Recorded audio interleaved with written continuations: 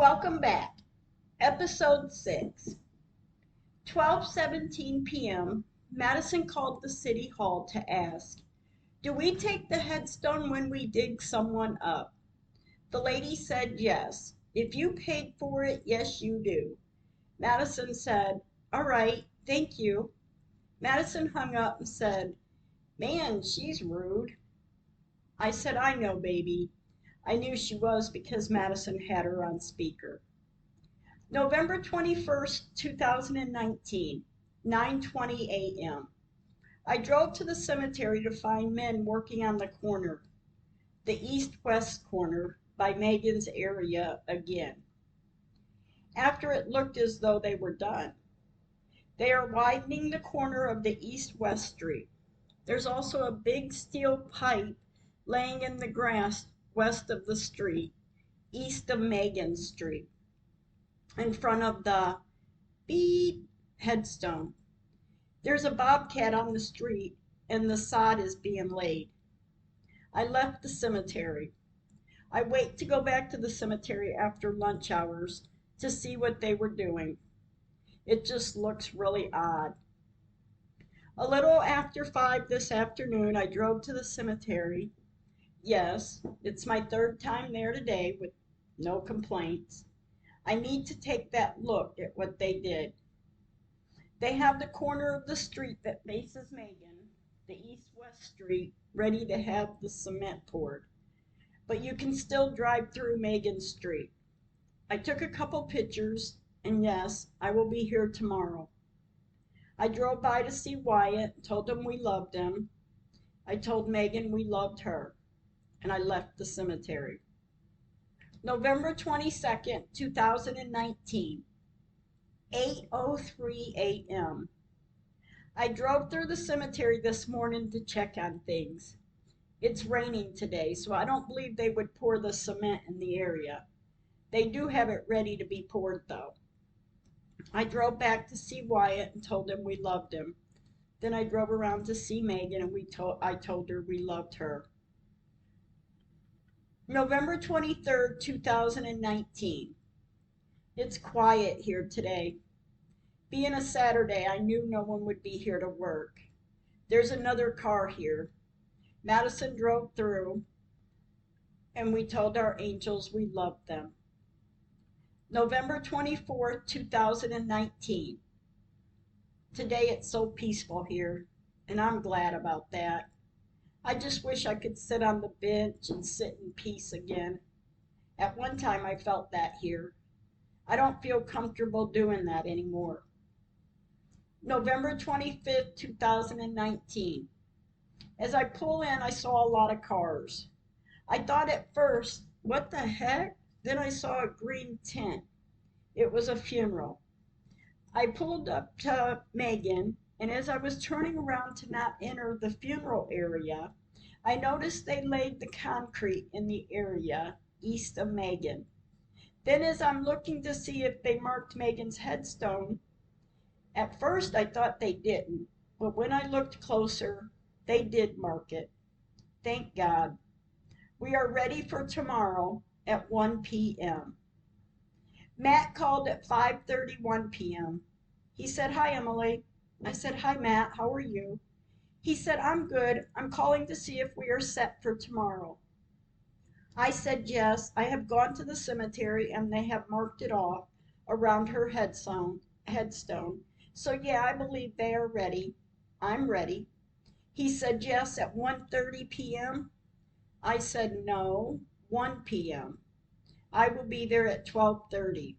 He said, "Okay, I will see you at 12:30, 12:45ish." I said, "All right, thank you, Matt." He said, stuttering, "All right, Emily." The day of the digging, November 26, 2019. When I woke up this morning, I felt a sense of ease. I knew this was the day. Today's the day they are going to dig where Megan's headstone is, not where she's at. Madison and I are getting ready. I'm praying for the disturbance we have to cause there today. I know I'm doing the right thing. I know I have been guided to do this. I know I have to get this fixed for all the babies, not just for Megan. We arrived at the cemetery at 12:31 p.m. Matt is already here, which I'm happy to see. I asked Madison to video and take lots of pictures. We got out of the car and walked toward Matt and another guy standing by the tractor. We said hello to Matt, and Matt introduced us to the digger. Beep, from Beep Vault Services. We said hello and shook his hand. Matt then looked at me and said, "How you gonna feel when you're wrong today?" I was stunned. I said, "I wish I were, but I know 100% where Megan is." Matt looked at me. Now, all this time I have been telling Matt I know 100% that I am correct. I know where I have sat with her for the past 20 and a half years to someone that has only come out here once or twice. So why would he say that to me is bizarre. The digger took a paper for Matt and walked around the area to see where things should be. I'm not sure what he was thinking, but I felt he knew something wasn't right. Madison said she thought the same thing. Others started arriving. Beep from the funeral home, Mark from the city, another lady from the city. I did shake Mark's hand and say hello. They start to dig. Madison, Matt, and I stepped under the tree where I knew Megan to be. They took the headstone up and set it to the west of the hole. The digger dug. The closer he would get, and he didn't go down very far, when he shoveled, we stepped closer. When he was on the tractor, we would stand under the tree. A short time later, beep from the funeral home said, "He found it, 2.4 feet deep." The minute I heard those words, my body cringed.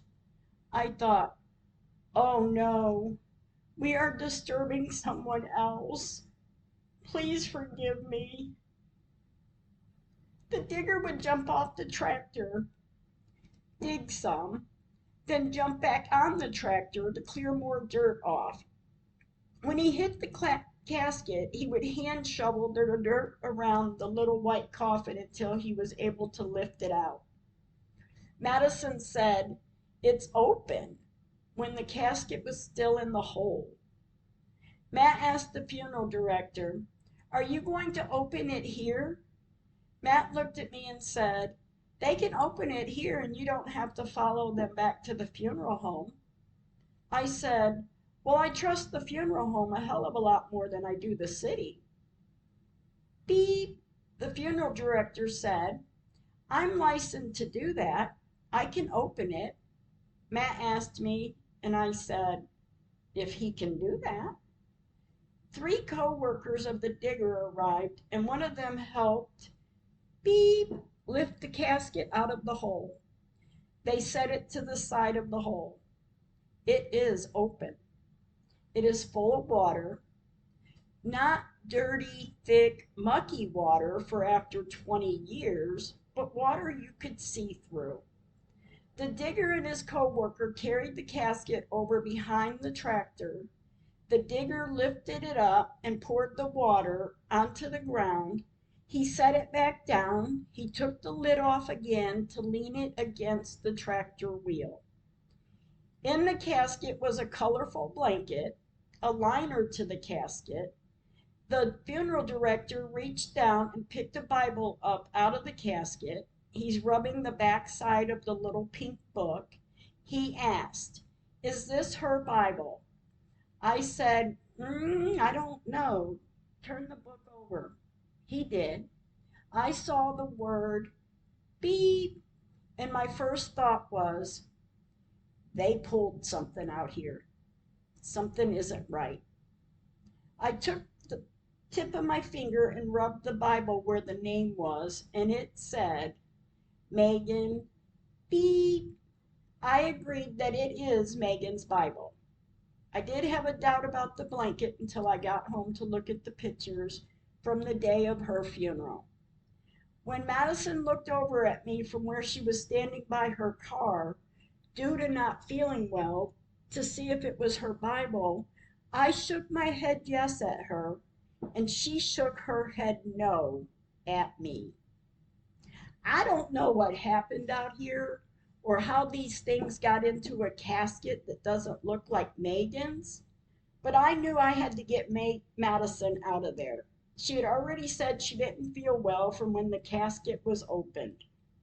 I looked at Matt and asked him, how could I be so wrong? He said, we are only human. I looked at him in disbelief. I then thought, something isn't right. What did I miss? My next thought was, something is not right. I know damn well the tree does not move. The street didn't move. The headstones across the street doesn't line up. What did I miss? As I stood here in disbelief, they carried the casket to beep, the funeral director's car, and the headstone to mine. We said our goodbyes to Matt and the digger. I gave him a tip for the work he had done. I said to Mark, you have a good Thanksgiving, Mark. He patted me on the back shoulder, laughing, and said, yeah, you too. Madison and I left. Matt is already in his car. I pulled up to Matt to tell him thank you. We pulled out behind the funeral director. Madison and I got home knowing things are not right out there. I'm crying. We were both crying. We were upset, and it was like there was nothing I could do. We took some time to calm down, and I made some phone calls. I start looking at pictures and videos. The more I looked at them, the more differences I found, and some new things too. Like at 1:13 p.m., there are dark lines on both sides of the little rock headstone east of where Megan's headstone was. 1:23 p.m. shows the top of the casket. 1:35 p.m. On video, you can hear Madison saying, it's open. She also said, there's water seeping out of it.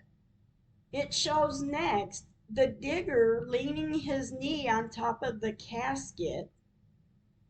To do what? Him and his co-worker lifted the casket out of the hole. 1:36 p.m. The casket is sitting on the west side of the hole. My first thought was, when I saw the casket, that's not Megan's. Then the co-worker and the digger carried it behind the tractor. 1:37 p.m. On video, it shows the digger dumping the water out onto the ground. Then obviously he set the lid down to lean it against the tractor wheel. 1:38 p.m. the funeral director picked the Bible up out of the casket. It is Megan's Bible, with her blanket wadded up in a ball, and a liner to the casket, but that was it. I thought to myself at that time, where's the yellow bunny? It was Easter Sunday, the day she passed. Where was her little white dress and the shoes? I have pictures showing them items also. Although after I went back to check, the panties were still packed in a Ziploc bag, and I remember the lady at the funeral home said that she was too tiny for the panties.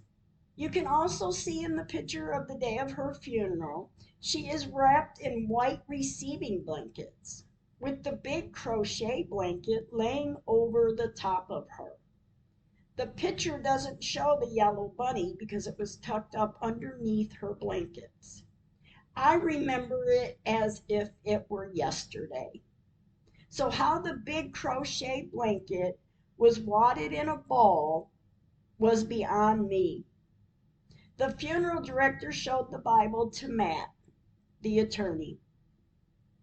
1:42 p.m., the groundsmen, 3 of them, helped to knock the concrete off the headstone to throw the concrete in the hole they just dug up. They start covering the hole. 1:46 p.m., 2 of them carried the casket to the funeral director's car, the headstone to mine. No picture for that. When we arrived home, we knew things were not right. Matt called. He asked, "How are you doing?" I said, "Okay." "Things aren't right out there." I told him, "My gut tells me something shisty happened out there." He said, "Well, you need to follow your gut." I said, "Yes, I know." I told him about the video that on it you can hear Madison saying it's open. He said it may have come open when he was down in the hole with the shovel. But in the pictures in the video, it doesn't show where the shovel even hit the casket enough to open it, an airtight seal. Matt then said, "Well, I can get you some money for..." And when he said that, my mind went blank. I didn't hear a word he said. I'm thinking at this point, I think Matt lost all concept of why we are doing this. To move the headstones back. He told me, "Well, we'll be in touch. Take a couple days and reach out when you're ready. Have a good evening and I'll talk to you soon." I said, "All right, you have a good evening also." Madison had an idea to go back to the cemetery to pick up the dirt clumps that they poured the water on. As she pulled up there, she pulled up to shine her bright lights from the car to shine on the area of where the dirt clumps were.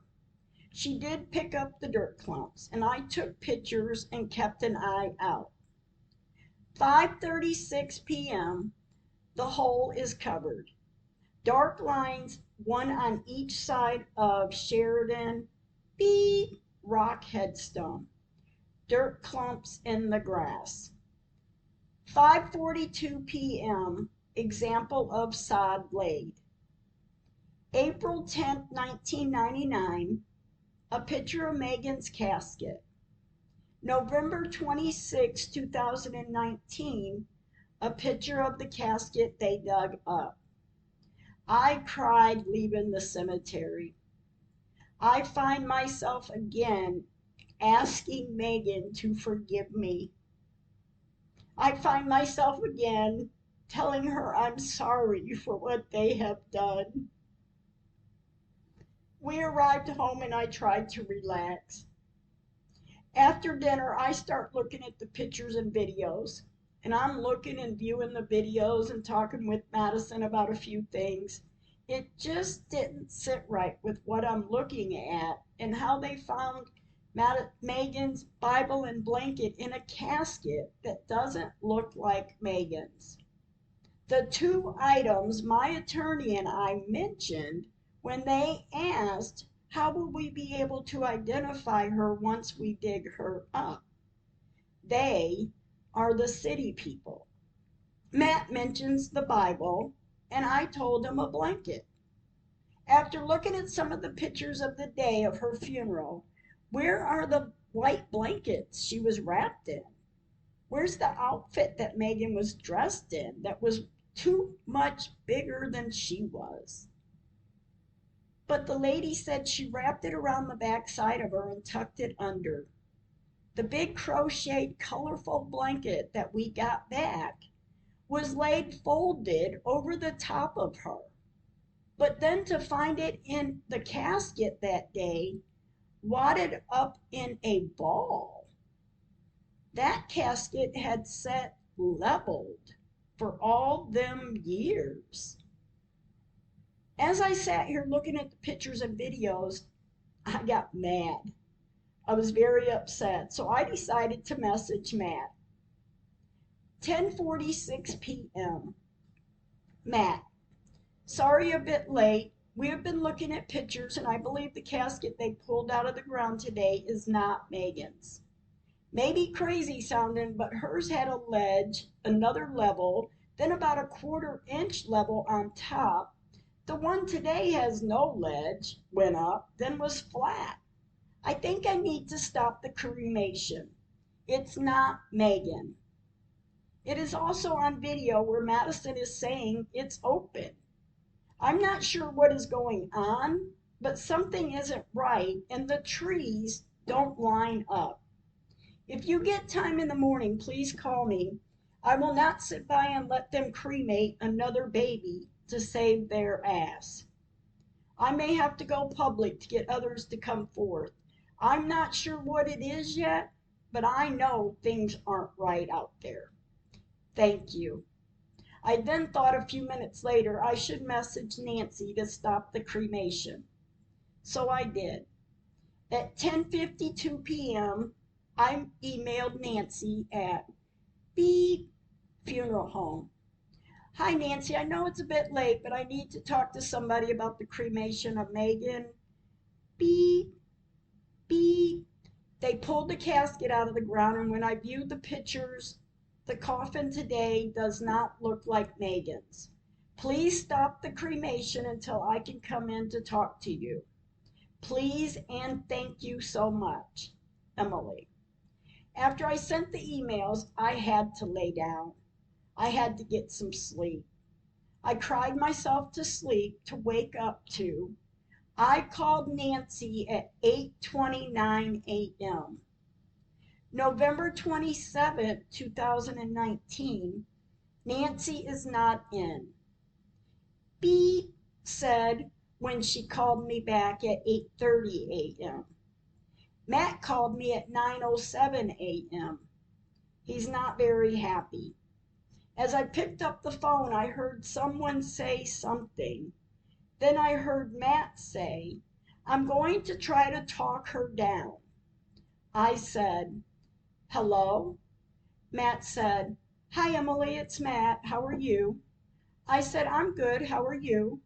He said, good. I read your email this morning. I got up early and have been working on this morning, looking at Google Earth.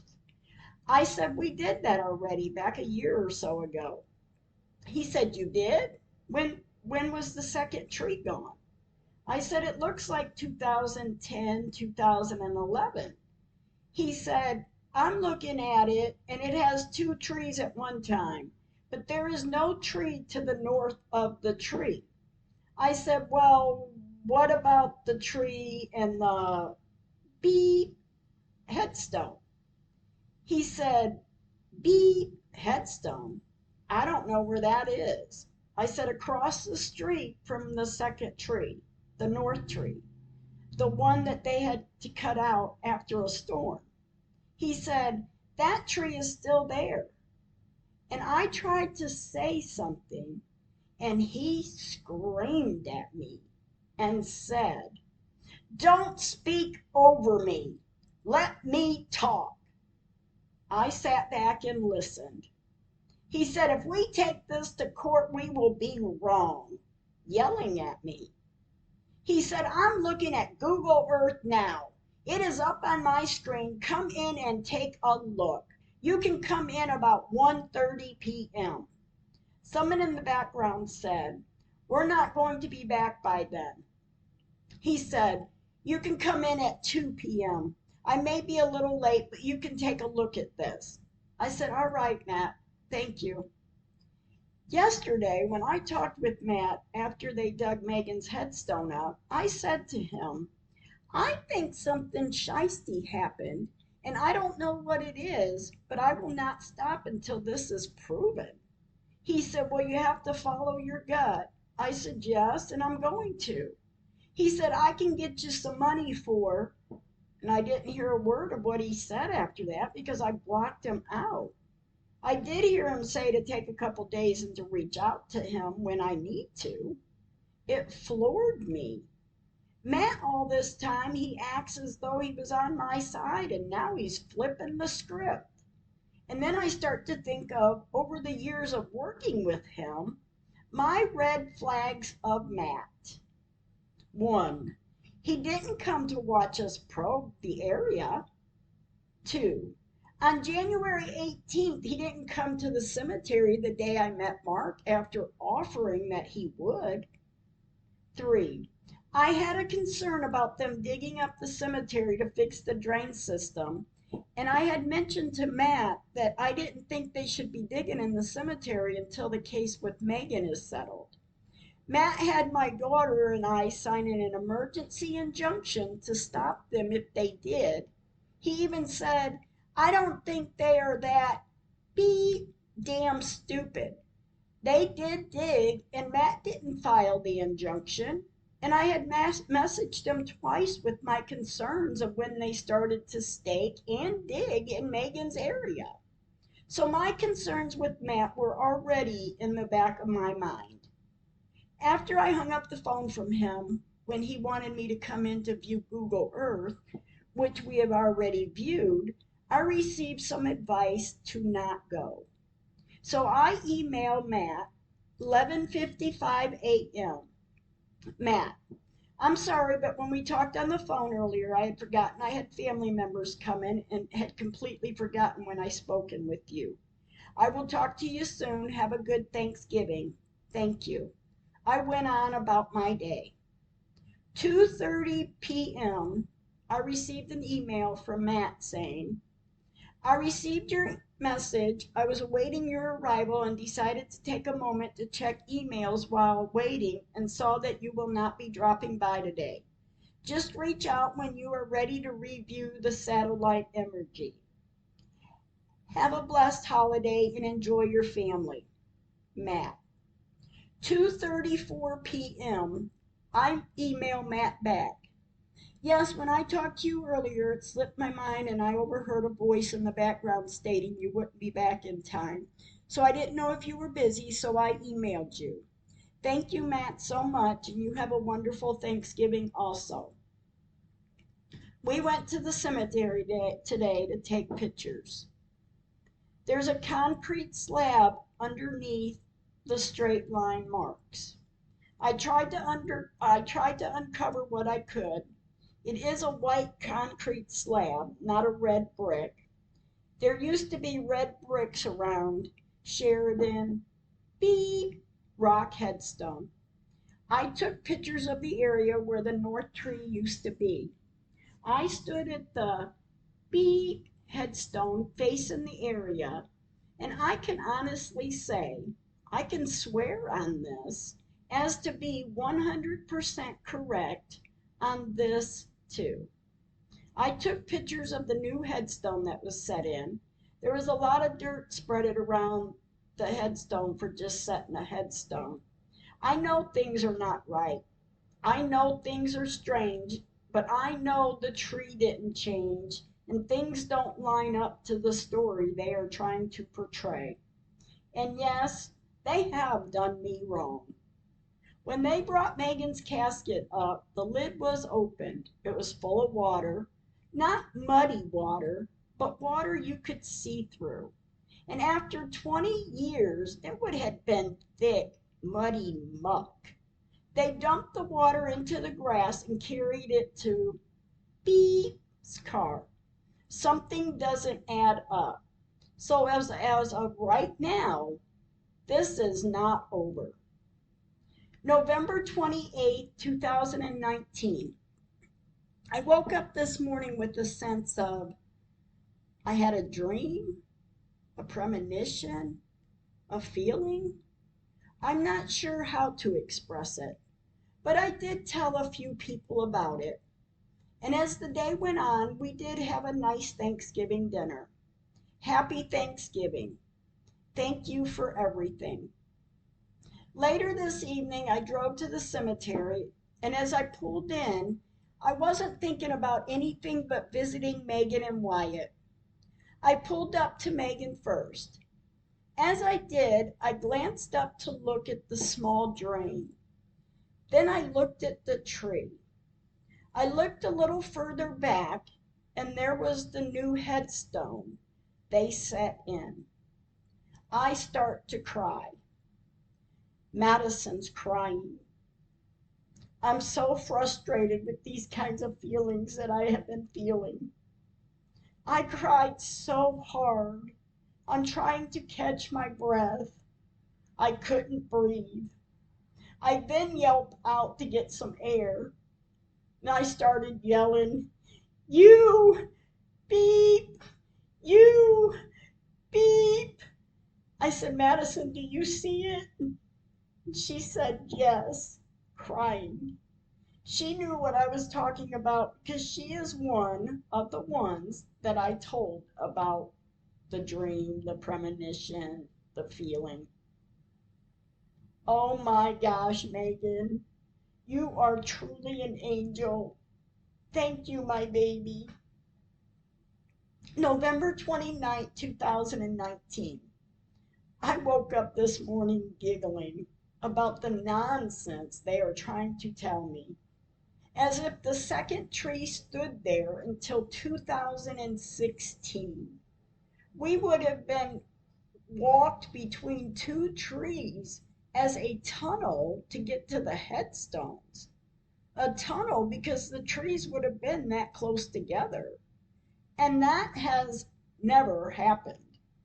By that time, I'm beginning to believe this is now a case of telling a lie of cutting a tree down in 2016 to this, to have to tell a bigger lie.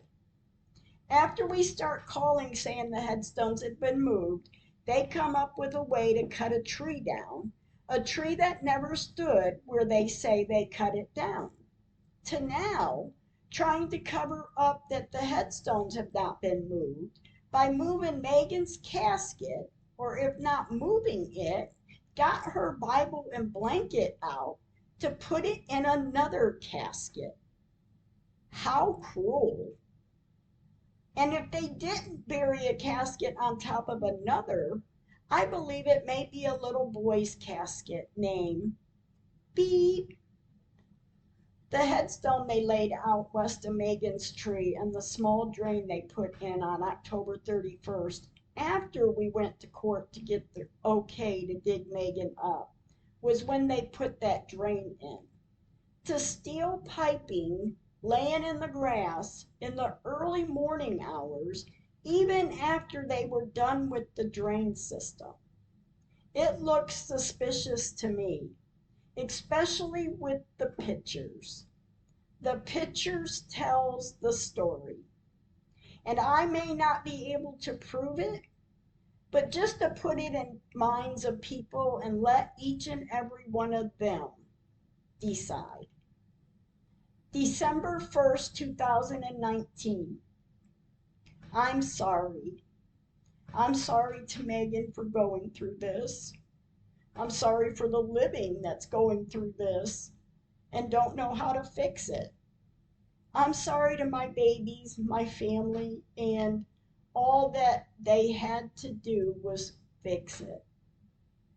I'm sorry too to friends who told me to get her exhumed when this first started.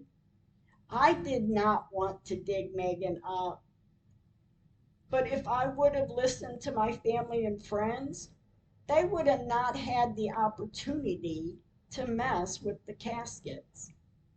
And I'm so sorry, Megan. And do you know what the worst part of this is? My attorney and I laid the blueprint for them.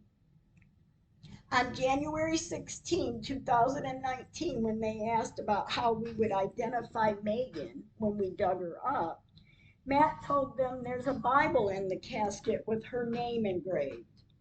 This was the day we got the admittance the headstones were moved. Stan said about 5 or 6 of them. On January 18, 2019, my dumbass showed Mark at the cemetery where Megan's headstone should be. When we were there that day for Mark to show me where the surveyor surveyed where the headstone should be, and they were further away, so yeah, we were the stupid ones, Matt and I. Today I sat down to write a newspaper ad. I'm going to go public. It may take me a few days to get everything in line, and with the holidays coming, it will be a hit and miss deal. but I'm looking forward to the new year. December 2nd, 2019. Nicole and I went to the funeral home to talk to Nancy about stopping the cremation so we could run DNA. Nancy told us they already cremated her.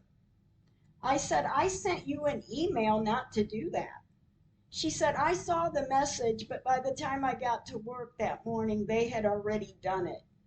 She then asked, will you come back to pick Megan's belongings up later? Because I have a family that's coming in a defensive way attitude.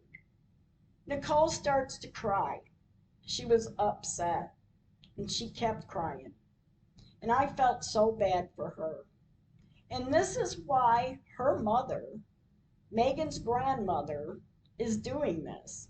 Because I know Nicole couldn't handle it. I did go back later to pick Megan in the blanket with her rose urn up. I purchased it from the funeral home. While talking to Nancy now, it seems as though her tone was calmer than what she was earlier when my daughter and I came in. This Monday evening, after leaving the funeral home, I realized when I got home that I didn't receive the file from the funeral home of the cremation. Now, in my mind, I'm thinking, I will go tomorrow morning and pick it up. Nancy conveniently told us she washed the blanket for us. My thought was, really? Tuesday morning, 9:12 a.m. I drove to the funeral home to ask for the file. Now, yesterday evening when we were there, the file that sat on the counter with Megan's belongings, with her ashes and the file, was a good-sized file. Today, Nancy gave me 3 pictures and 1 paper. The pictures were of an angel pendant for a necklace, a blanket, the liner of the inside of the casket. Nothing about the Bible. Where the heck is the Bible? Where are the clothes she was dressed in? Where are the white blankets she was wrapped in? And my daughter and I both said, there should be a yellow stuffed bunny with her too. But no mention of the bunny either. December 4th, 2019, 1:18 p.m. I emailed Matt. Hello, Matt. Hope all is well. I need to pick up my case file. I will no longer need your assistance. Can you return my message with a time frame I can pick it up? Thank you and have a good day. Emily. 4:37 p.m. Matt emailed me back. Emily, thank you for reaching out. I will sort the file and have B help me get all your documents, images, information, and copies of the court pleadings together for you. I will email just as soon as it's ready for pickup. December 5th, 2019, 4:58 p.m. I went to the cemetery. I'm still taking pictures. I noticed they have not cemented around the big drain on Megan's corner. I took pictures of the headstone in the area, and my niece is going to track down family members to contact more and more people. Thank you, Jen. December 7th, 2019, 2:35 p.m. On the east and west corner by Megan's, you can tell they did widen the corner. December 11th, 2019, 2:20 p.m. Madison and I went to put flowers on Megan and Wyatt's graves for Christmas. Now, before, when we would put flowers under the tree where Megan was laid to rest, they would be removed. So we will be watching to see when they come up missing. December 17th, 2019, 3:56 p.m. Flowers. The flowers are still here, red and white flowers west of the tree. 3:57 p.m. Big drain, no concrete around it yet. Big drain with beep headstone. December 20th, 2019, 9:11 a.m. I receive a call today from the law firm telling me in a message that the case file is ready to be picked up. I did not go in today, but I will go in about the first of the week. December 21st, 2019, 4:28 p.m. Flowers are still here. Over the past 2 weeks, I tried to keep myself up. I'm trying hard to get back to thinking. Man, this crap has done some crap to me. I go to the cemetery every day. I take pictures every time we're there. I'm calling attorneys again with no success. I'm reading the laws of beep. I have friends and family members reading and looking up information to help me. I'm so very grateful too. I have called to check on the items I can check for DNA. The only way is the only thing I have that I can get checked is the ashes. And what if it's not just Megan? So I'm holding off until we see what family members come forth to see if the parents of this child comes forward. Everything else I haven't been able to check because the water destroyed the DNA. Them beep. The holidays are drawing near, so I'm going to have to make the best of it for the babies in my family. I did put up a tree, and instead of hanging the stockings on the fireplace mantle, I hung them on the coat rack. It was a cute idea. I did put a few decorations up, but not like I normally do. And it's okay. There's a new year coming up, and next year will be better. On December 23rd, 2019, I have my newspaper ad written. I sent it out to have it proofread. When I got the response to get to my article, and I'm so happy, she said, it's just like a summary we would write in high school, and I would give you an A plus. You do not have to change anything. I said, really? She said, uh-huh, it's good the way it is. I was so happy. On this day, I felt confident to take my article to the newspaper. We walked in, Madison and I. The ladies here were so friendly and helpful. I told her what I need to do. She took my paper, handwritten article, and she asked, has anyone told you to do this, or has anyone told you not to do this? I said, no, looking at her. I told her a little bit about what was going on, and she said, okay, write your information down and I will proofread this and contact you. I said, okay, when will it run? She said, Friday. I said, oh, all right. She said, I will have to edit it and see how many words there are. I said, all right, you edit it and let me know. I handed her the paper with my information and I told her I put everything but my age. We laughed. She said, give me a little time to read it. I said, yes, read it. She did. I'm a true believer in actions speak louder than words. I thanked her so much and we went out the door. The ad will run December 27th, 2019.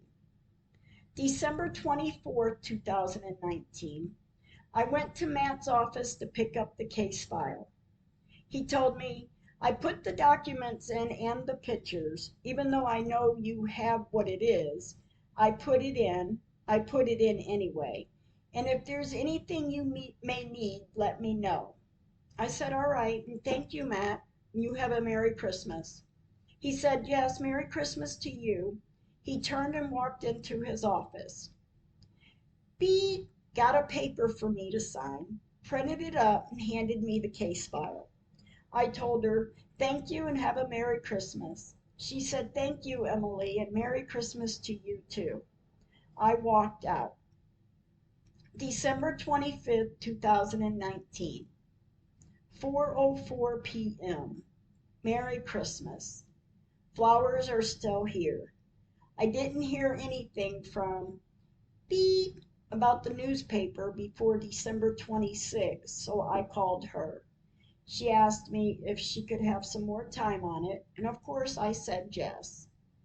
December 27th, 2019, 3:55 p.m.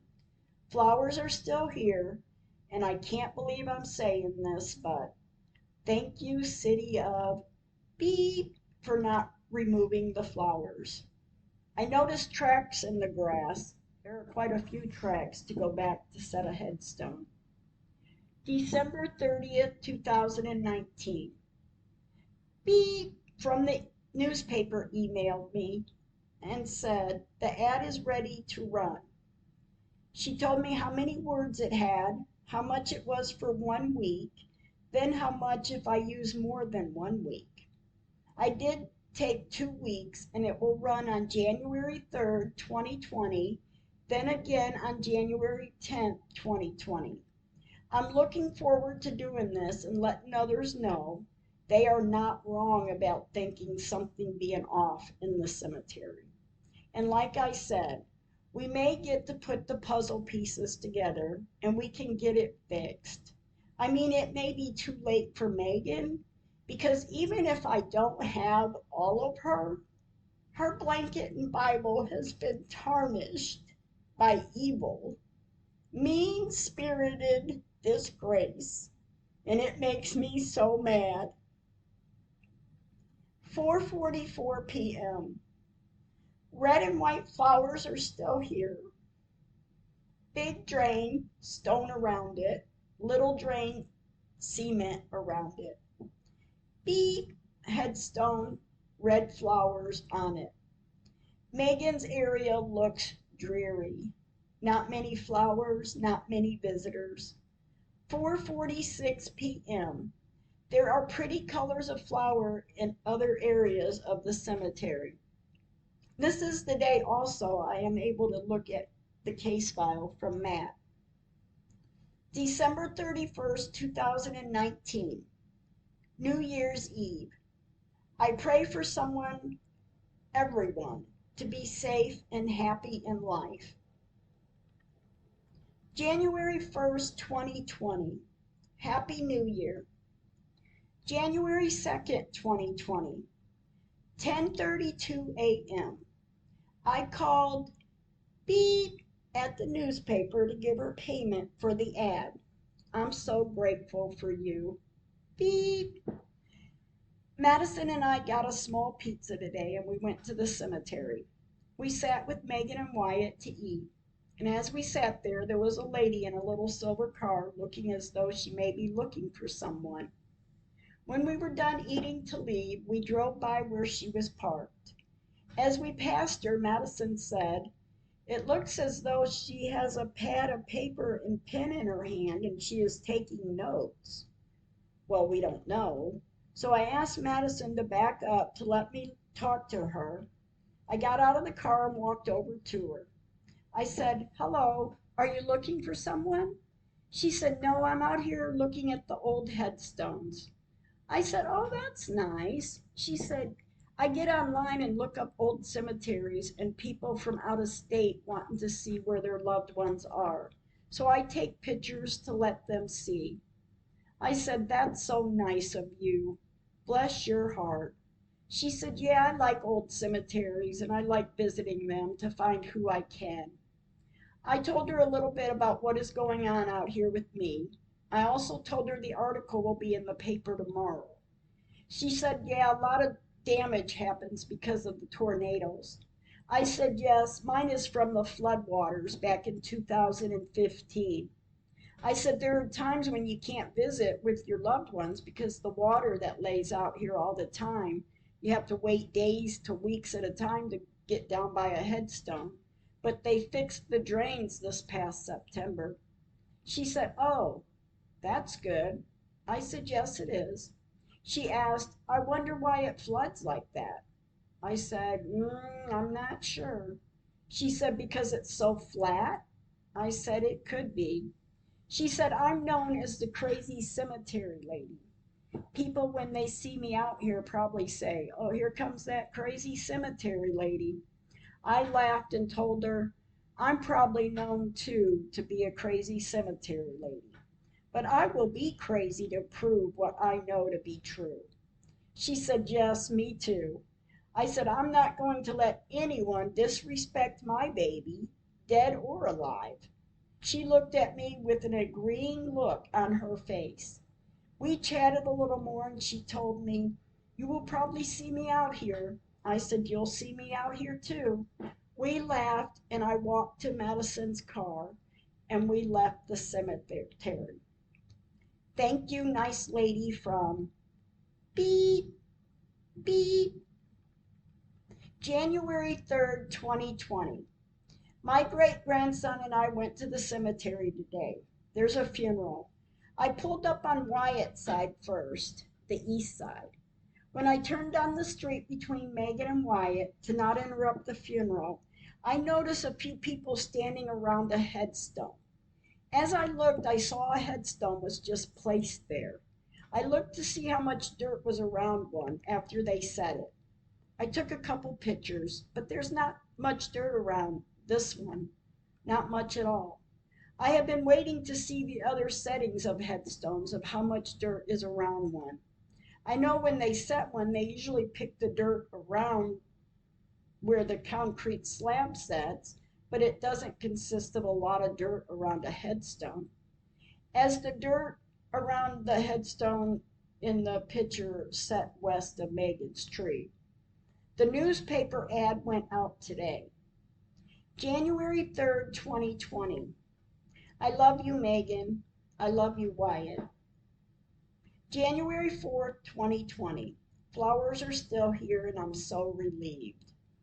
January 6th, 2020. Madison went to the library today to see if she could recover the pictures on beep, the pictures the attorney sent on the day of the disinterment. We had thought we lost them, but she did recover them. Oh my gosh, I was so happy to hear her say that when she called to tell me. Today we went to different stores to get the newspaper with the ad in it. We were unsuccessful because the paper that the ad is in is a subscription paper, and this paper goes into businesses. We went to the newspaper and bought some papers, and a friend of ours bought some too. It's in the paper. I laugh.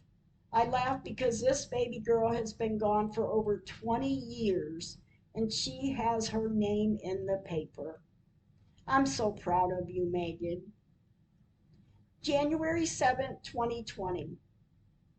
We went to the major newspaper. The beep.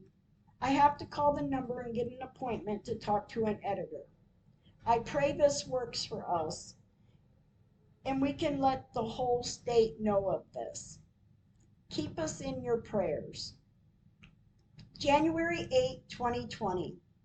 9:49 a.m. I called the beep. I first talked to a lady. She sent me to beep to find out what kind of ad it is.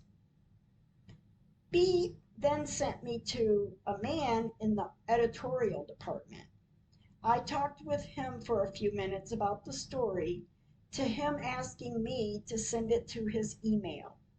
He said it may not be something that will go in the paper, it may be a news ad. I said it will go either way, in the paper or I will sit face to face with someone. He said, you want it to be out for others to know? You may have to talk with the city councilman and the representatives.